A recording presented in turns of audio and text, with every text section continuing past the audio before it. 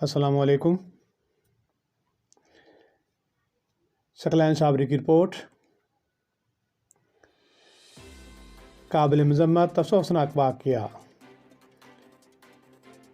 Meerut hotel Islamabad में अफ्तारी के लिए फैमिली के साथ बैठे हुए एक बुज़ुर्ग आदमी,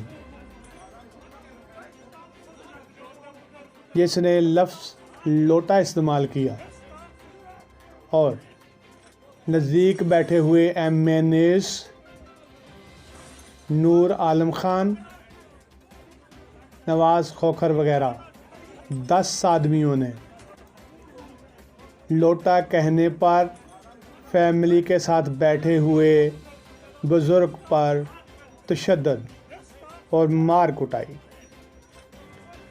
बाहिम्मत बुज़ुर्ग आखिर तक लोटा लोटा लोटा कहता रहा और मार खाता रहा।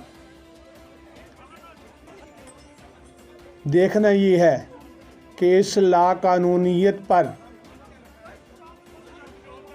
फैमिली के साथ बैठे हुए होटल में इस बुज़ुर्ग के साथ होने वाली ज़्यादती और लाकानूनियत पर हाई कोर्ट या सुप्रीम कोर्ट क्या एक्शन लेती है और कानून नाफज करने वाले अदारे किस हद तक कानून की बालादस्ती को अहम समझते हैं।